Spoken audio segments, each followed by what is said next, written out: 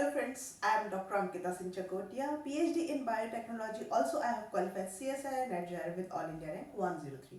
आज हम बात करने वाले हैं प्लायोट्रॉपी की। ये भी एक जेनेटिक कंडीशन है जो कि देखी जाती है और ये एक तरह से एक एक्सेप्शन ये भी है, क्योंकि अभी तक हम देखते आए हैं कि जितने भी कैरेक्टर्स होते हैं, जितने भी फिनोटाइप है या जो भी कैरेक्टर्स है, फॉर एग्जाम्पल जो मेंडेलियन साहब की स्टडी से जो हम देखते हुए आए, जो 7 कैरेक्टर थे उन्होंने लिए थे, they all were controlled by a pair of gene, the pair of allele, ठीक है, that is present on the same number of chromosome. तो ये तो हो गया था बात की कोई भी कैरेक्टर हो, कोई भी एक कैरेक्टर हो, it is controlled by a pair of allele, ठीक है।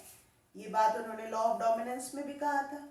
बट यहाँ पे एक एक्सेप्शन है, there is a twist. That twist is whenever like ये मान लीजिए कोई एक क्रोमोसोम है जो कि किसी भी ऑफस्प्रिंग में एक पिताजी से आया है, एक माताजी से आया है, ठीक है। यहाँ कोई जीन है जो कि पर्टिकुलर कैरेक्टर के लिए रिस्पॉन्सिबल करता है, तो ये दोनों पेयर में या तो एक डोमिनेंट होगा, एक रेसेसिव होगा, या फिर दोनों में ही एक जैसा होगा, ठीक है। तो वो कैरेक्टर के लिए ये जीन रिस्पॉन्सिबल होगा या ये एलील का पेयर रिस्पॉन्सिबल होगा, है ना, उस एक पर्टिकुलर कैरेक्टर की। लेकिन जब ये ही एलील उस एक कैरेक्टर के अलावा भी 2-3 और ज्यादा कैरेक्टर्स को कंट्रोल करने लगे, तो ऐसी सिचुएशन को कहते हैं या ऐसी कंडीशन को कहते हैं हम प्लायोट्रॉपी, ठीक है, प्लायोट्रॉपी कहते हैं।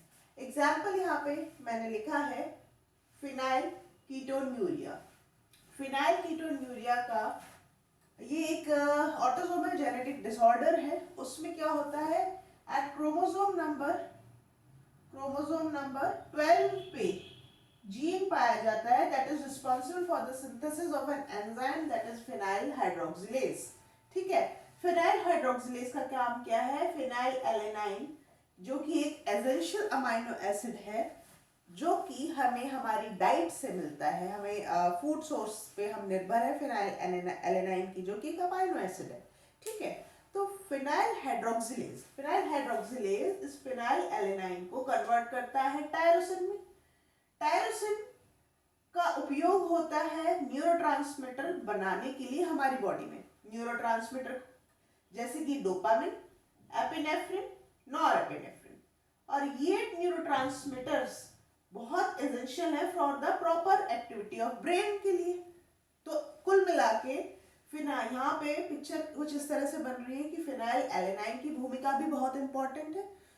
उसके अलावा फिनाइल एलेनाइन से ज्यादा इंपॉर्टेंट है फिनाइल हाइड्रोक्सिलेज की, जो कि इसको कन्वर्ट कर रही है, ठीक है। लेकिन अगर मान लीजिए एक सिचुएशन दे रही हूँ, ये क्रोमोसोम मान लीजिए, क्रोमोसोम नंबर अगर 12 है और ये जीन, ठीक है, ये जीन था जो कि ये बना रहा था और ये डिफेक्टेड हो जाए, तो क्या होगा, आप फिनाइल एलेनाइन खाते रहे, लेकिन अगर उसका कन्वर्जन नहीं हो रहा है प्रॉपर से टायरोसिन में, तो स्वाभाविक है कि ये प्रक्रिया नष्ट हो जाएगी। और जब ये प्रक्रिया नष्ट होगी तो ब्रेन की जो भी गतिविधि चलती है, ब्रेन से जो भी सिग्नल्स हमारे सिस्टम में जाते हैं, ठीक है, तो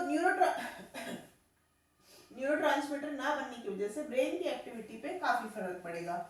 दूसरा क्या होगा, टायरोसिन नहीं बन रहा है तो फिनाइल एलेनाइन का कॉन्सेंट्रेशन हमारे बॉडी में बहुत ज्यादा हो जाएगा।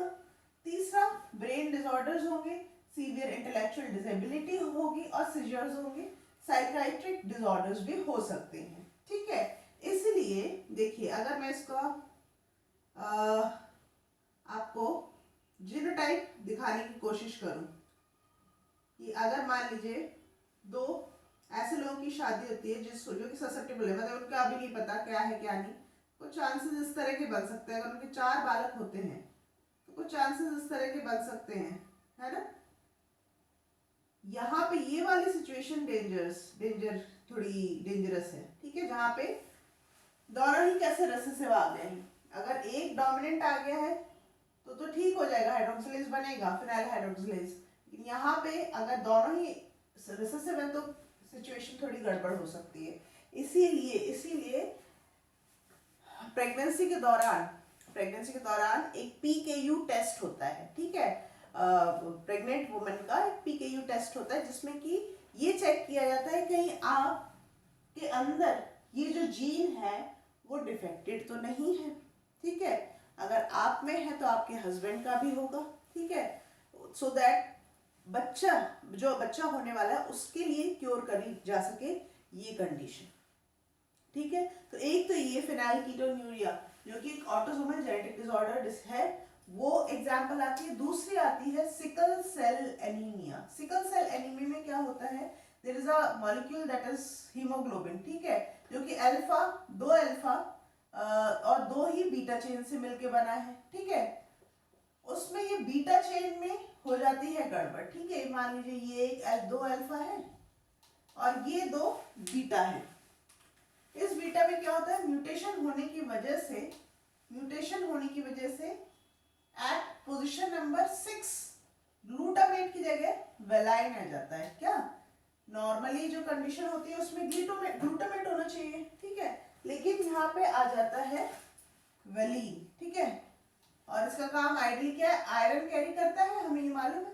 लेकिन जब ऐसा कुछ चेंजेस आते हैं तो एक तो कंडीशन इस म्यूटेशन की वजह से सिकल सेल एनीमिया में ये होती है कि नंबर 1 हीम कैरी करने में, ठीक है, जो आयरन है वो कैरी करने में मतलब स्ट्रक्चर चेंज हो जाता है, जिस वजह से ऑक्सीजन ढंग से कैरी नहीं कर पाता, ये डिफेक्टेड हीमोग्लोबिन, ठीक है। दूसरा क्या होता है, सेल का शेप, क्योंकि हमें मालूम है सेल का शेप क्या होता है, कुछ इस तरह का डिस्क शेप होती है। लेकिन जब सिकल सेल एनीमिया में ये शेप बन जाता है, ठीक है, क्योंकि प्रोटीन का पूरा स्ट्रक्चर भी चेंज हो गया है, जिस वजह से क्या हो रहा है कि सिकल सेल शेप हो जाता है, सिकल शेप ऑफ सेल। तो यहाँ भी एक म्यूटेशन ने दो, ठीक है, आरबीसी दो फीचर्स को, दो कैरेक्टर्स को अफेक्ट किया। सो यहाँ पे आयरन नहीं O2 होना चाहिए, लेकिन ठीक है। So this is how in pleiotropy one pair of allele control more than one character. So this is another condition in genetics that comes as disorders mainly, जैसे कि यहाँ पे बताया मैंने फेनाइलकीटोन्यूरिया और दूसरा सिकल सेल एनीमिया SCA।